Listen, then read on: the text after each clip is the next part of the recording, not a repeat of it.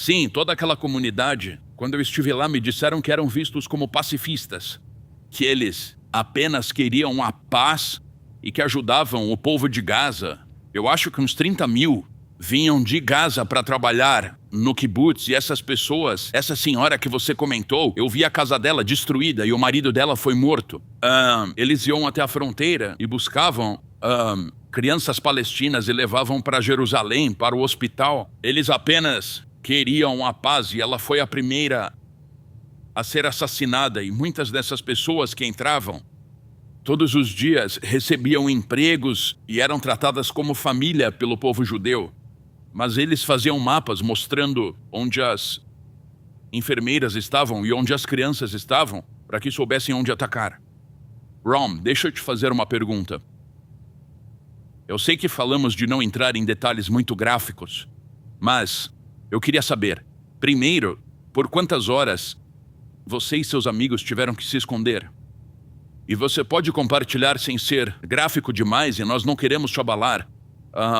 O que você viu acontecendo ao seu redor? Eu sei que você viu uma pessoa morrer e eles gritando Allahu Akbar e celebrando. Por quanto tempo vocês se esconderam? Isso não aconteceu em 30 minutos. O que você viu acontecer ali? Bom, os mísseis começaram por volta das 6:30. Foi nessa hora que tudo começou. E a gente encontrou um policial por volta das 2:30 da tarde. Então foram umas 8, 9 horas. E a gente se movia sempre tentando não correr e sempre andando por lugares baixos, se escondendo onde dava, por dentro de árvores grandes e arbustos. E aquele dia foi bem difícil, e a gente não tinha nada para beber ou para comer. Foi um momento difícil. Nós andamos por uns 6 quilômetros. Vimos carros abandonados, com marcas de tiro por todo lado, e a gente decidiu, tá, vamos entrar. Vamos tentar achar alguma coisa para beber. E naquela hora você perde toda a vergonha. Você faz tudo o que puder, só para sobreviver. E encontramos um suco de manga, e estava bem quente. Mas foi ótimo naquele momento. E a gente continuou andando, e até que em algum momento nós vimos umas estufas grandes e pensamos, ok, talvez seja uma boa ideia ficar lá. Então andamos por mais ou menos meia hora. A gente andava no meio dos tiros e no meio de uma fumaça escura que se espalhava por toda a área. E quando entramos nas estufas, elas estavam cheias de pimentões. E a gente comeu, não tinha outra opção. Sim. E estava sujo, não estava fresco, mas finalmente era alguma coisa. E o meu amigo tentou quebrar um cano de água com os dentes. E a gente pensou em ficar lá até alguém nos encontrar. Mas depois de uns 20 minutos, ficou extremamente quente dentro da estufa. E a gente sabia que se ficasse ali ia morrer de calor. Então nós decidimos sair, mesmo sabendo que havia terroristas por todo canto. E eu e meu amigo fomos andando no meio. 2 outros caras foram na frente e 3 outros caras foram atrás da gente, e deixamos uma distância entre nós. Aí eu vi uma árvore grande e eu disse pro meu amigo Avishai, vamos andar por trás da árvore, parece seguro. Porque não dava pra ver do outro lado, mas quem estava no outro lado também não via a gente. A gente foi pra lá e os 2 que estavam na nossa frente começaram a correr. E depois que eles correram, eu ouvi um grito alto, Shwaya, Shwaya, Shwaya. Isso em árabe quer dizer para, para, para. Nesse momento, meu amigo me agarrou pelo peito, a gente congelou e eu só disse tchau pro mundo. Eu pensei, eles estão aqui, acharam a gente e vão matar a gente, acabou. Depois de alguns segundos, um dos caras que correram voltou, viu a gente e disse: tá tudo bem, venham. Aí eu vi um policial abordando 3 pessoas árabes. E ele só queria checar os documentos deles para ver por que estavam ali. Eram trabalhadores rurais da região. E dissemos: a gente veio do festival, ajuda a gente a sair daqui. Sei lá, chame de milagre ou de coincidência. Chame do que quiser, mas... estávamos em 7. E o carro deles tinha exatamente 7 lugares. Nós entramos no carro e eles tiraram a gente dali e tentamos mandar mensagem para quem a gente sabia que ainda estava nos campos. E um dos caras mandou mensagem para um amigo que levou um tiro na perna e tentou falar com ele para ver se ele ainda estava vivo. Tudo isso do meu lado. Estava vivo. Ainda bem. E dali em diante, o policial levou a gente para um pequeno vilarejo. Bem pequeno, um vilarejo ainda não dominado pelo Hamas, mas era naquela área. E quando a gente entrou no vilarejo, todo mundo veio e eles abriram suas casas, deram água e comida. Era um vilarejo religioso e era Shabat. Então eram judeus religiosos e vinham com os celulares implorando: por favor, liguem para alguém. Venham em casa, usem eletricidade e o que quiserem, só fiquem confortáveis. Então, eu nunca vou esquecer essas pessoas. E eu senti orgulho de ser israelense, ser judeu. E eu vi como nós podemos ajudar uns aos outros em tempos difíceis. Não importa quem você é, de onde vem, sua religião, se você é Mizrahi ou Ashkenazi. Eles só queriam ajudar, sem fazer perguntas. Aquele foi um momento emocionante. Sabe, só para reforçar esse ponto, quando eles me buscaram no aeroporto, quando eu fui para lá, e estavam me levando até Jerusalém, meu motorista disse: no dia 6 de outubro, Israel não era uma grande nação. E eu disse: me explica isso. E ele disse: a gente brigava por isso, brigava por aquilo, sabe? Religiosos contra seculares, brigas políticas. E ele disse: dia 7 de outubro nos tornamos uma grande nação. Nada mais importava, a gente era uma só nação. De pé, juntos, e eu achei isso incrível. Isso mesmo. Sim, é verdade. Sabe, antes era tipo... parecia diferente. As pessoas brigavam e se dividiam em diferentes grupos. Mas como você disse exatamente depois do que infelizmente aconteceu, nós viramos uma grande família. E vocês estão incluídos nos nossos corações. Amém. E vocês são nossa família. Amém. E são sempre bem-vindos. E nós sempre nos sentimos bem-vindos aqui. Então, é lindo. E agora estamos fortes. E estamos juntos. Mas ainda assim, essa foto eu nem consigo olhar, que me faz chorar. Eu tento fazer o meu melhor, mas ainda temos pessoas em Gaza. Ainda temos reféns em Gaza. Mulheres. Nossas irmãs. E você só pode imaginar o que acontece dentro dos túneis. Sabe, eu acho que todas as manhãs... A gente falou disso antes, tem uma mulher incrível, meu nome é Doran, e tem outra mulher incrível que também se chama Doran e ela ainda está em Gaza. E eu penso todo dia, e se fosse eu no lugar dela?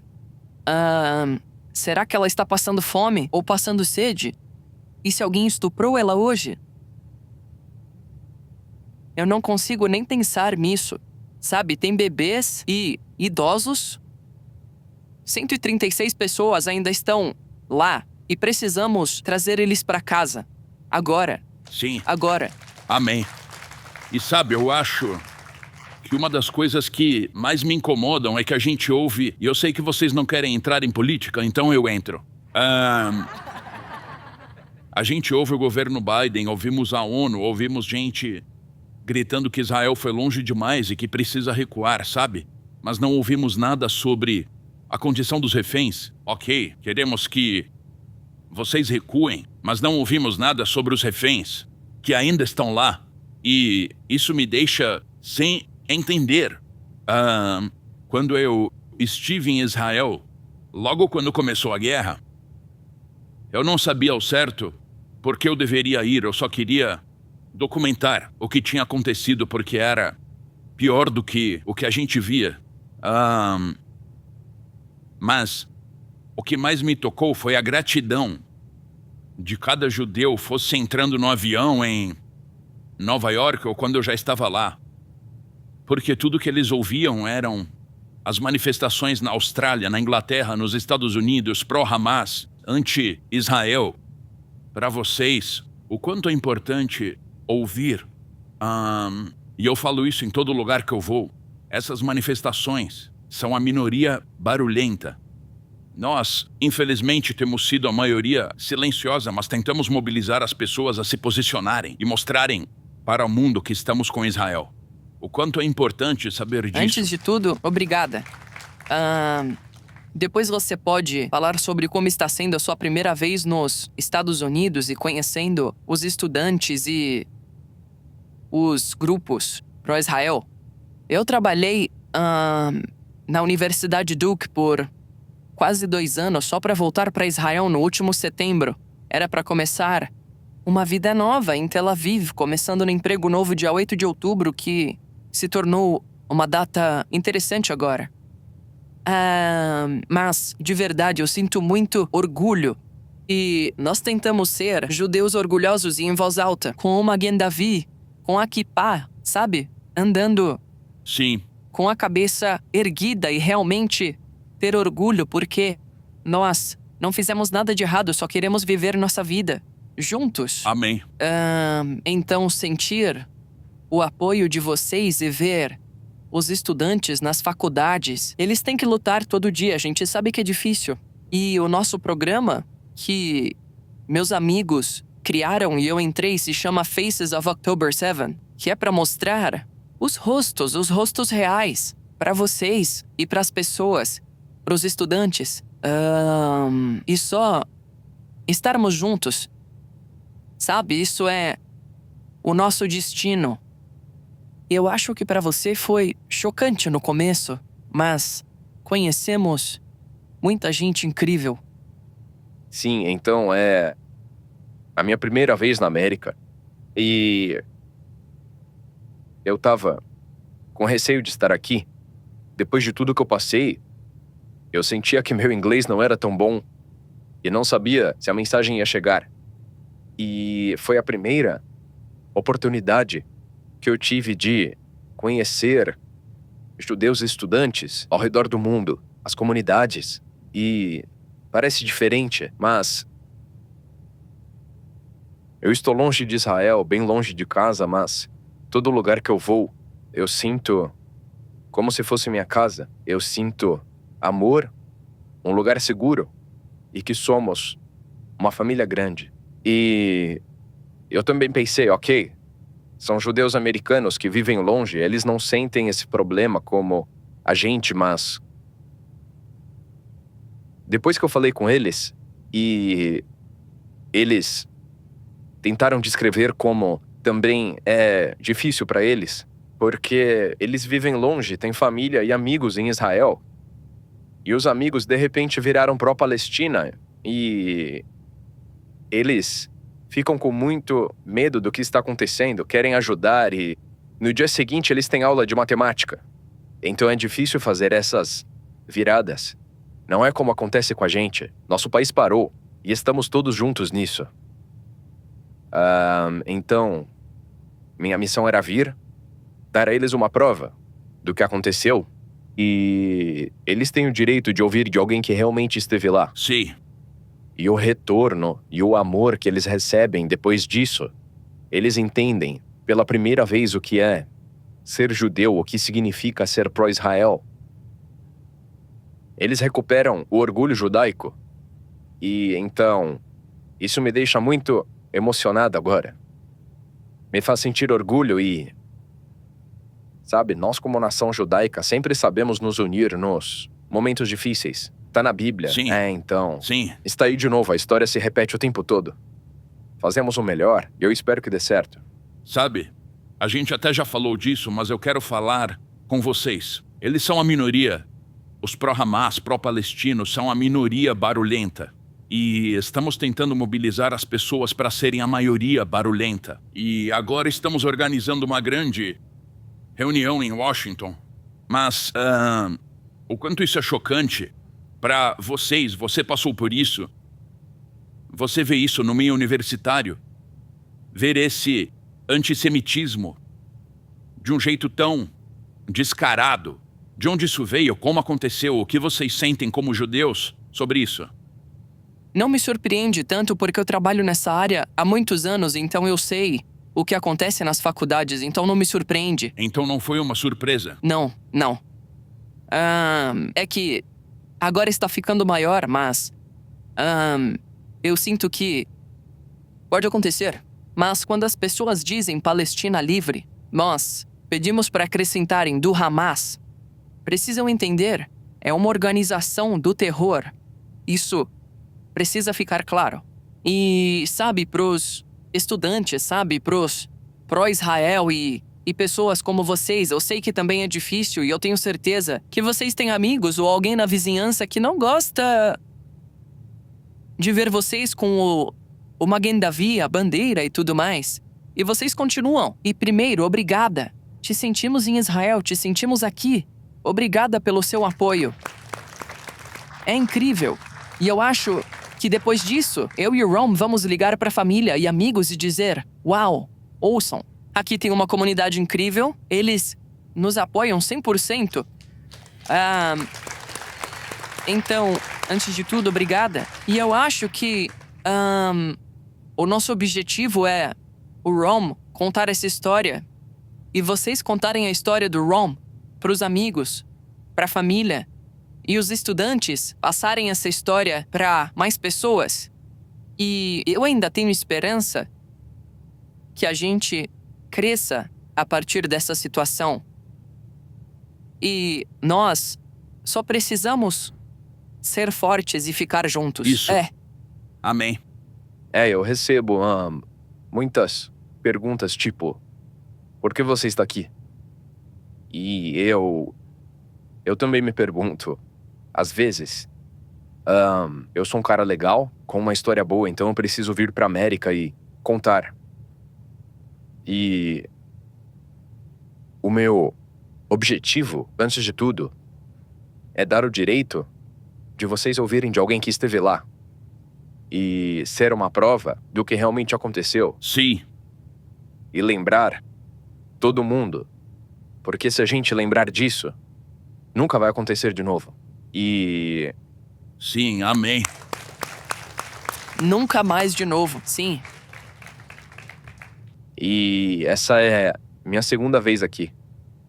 Não é fácil. Nem um pouco. Contar a história várias vezes, mostrar as fotos tantas vezes, me faz voltar para aquele mesmo dia. O que eu quero dizer é, não vou mentir, é difícil. Mas o que vem depois, o abraço, o amor, os olhares. Eu recebo muito amor e me sinto seguro, me sinto bem. E precisamos garantir que isso nunca aconteça de novo, porque eu sinto que isso não é uma ameaça só para Israel ou só pro judaísmo, ou então essas pessoas loucas do Oriente Médio. Sim. As pessoas aqui pensam, ok, a gente tá longe, não é problema nosso. Mas é uma ameaça a todos que acreditam em uma vida livre. É uma ameaça às pessoas que querem criar filhos, a todos que querem construir uma comunidade, a todos que acreditam no amor, na música. Sim, isso.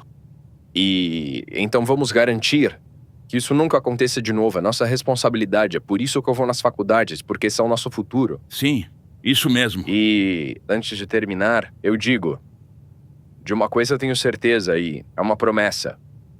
Nós vamos dançar de novo e vai ser muito, muito em breve. É isso aí. Amém. Amém.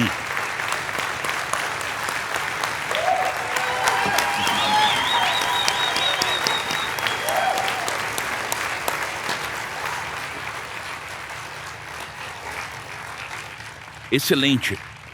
Muito bom, muito bom. Eu quero deixar isso com vocês. Eu estarei em Israel em algumas semanas.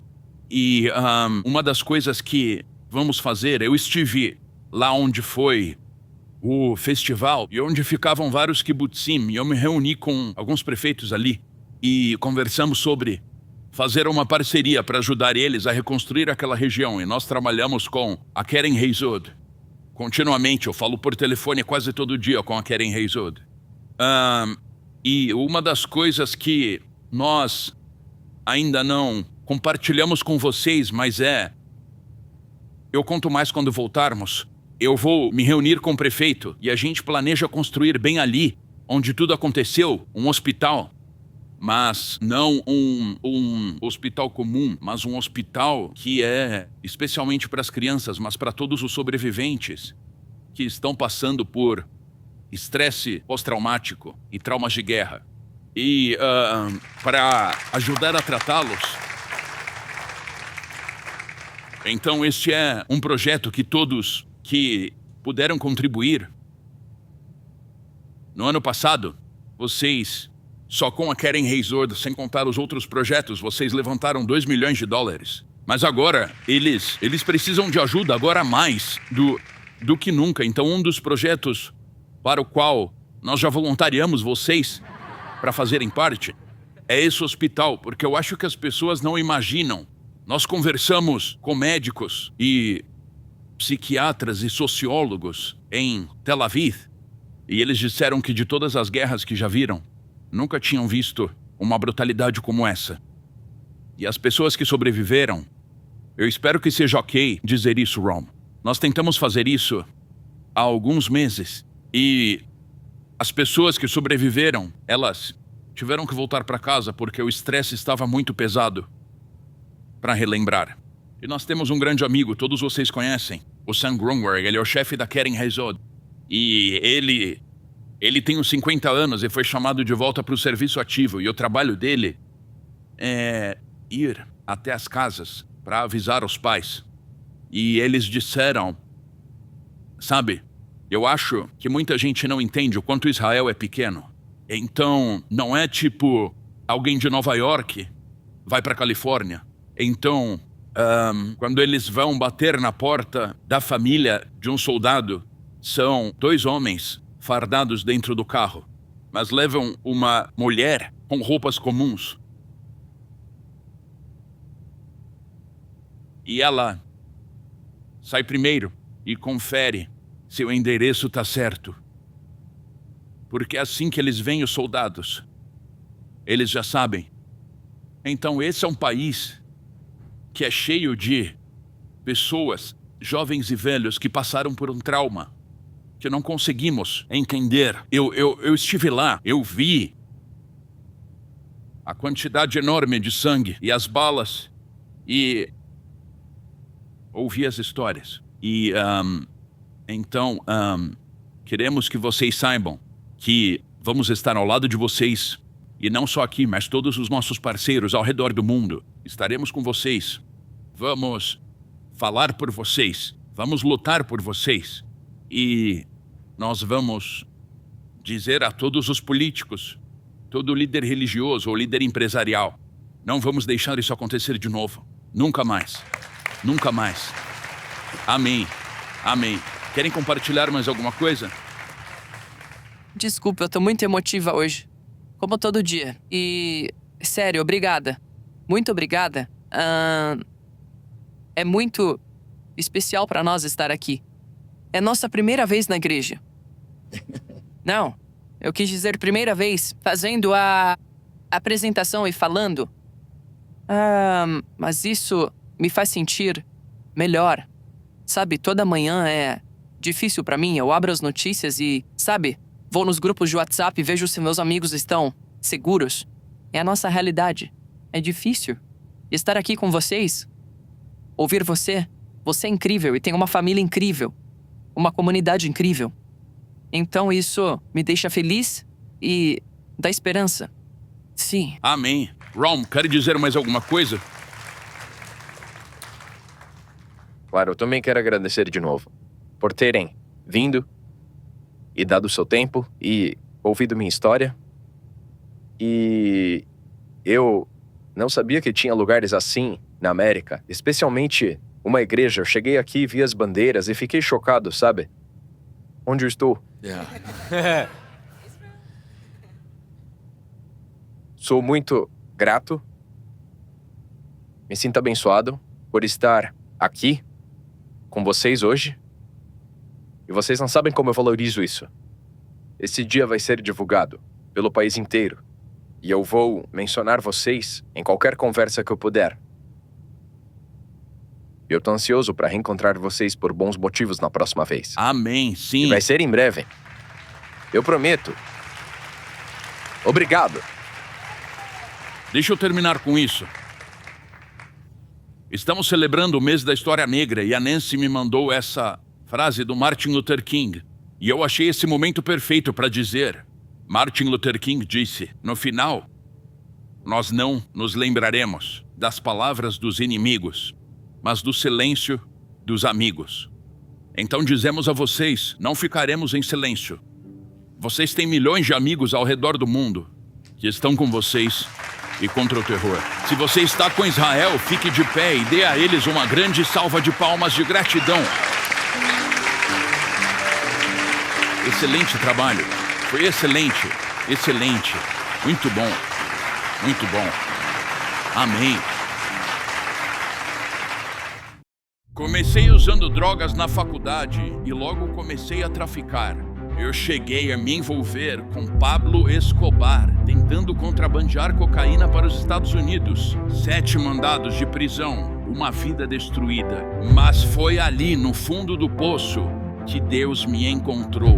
Ele não apenas me salvou, ele me enviou. A Jornada de um Viciado a Jerusalém. Garanta a sua edição em editorafamilia.com. Obrigado por se juntar a nós na transmissão de hoje com o pastor Larry Hug. O pastor Larry trouxe muitas revelações de mudança de vida para o corpo de Cristo, incluindo ensinamentos sobre quebra de maldições familiares e os 7 lugares em que Jesus derramou seu sangue.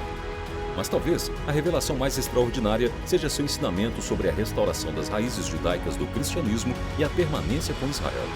Convidamos você a conhecer mais sobre o nosso ministério visitando nosso site em larryhugbrasil.com e nosso canal no Larry Hug Brasil no YouTube. Oferecemos muitos recursos gratuitos em português que irão enriquecer sua caminhada com o Senhor e prepará-lo para viver uma vida vitoriosa e próspera. Você também pode contribuir com o nosso ministério em larryhugbrasil.com.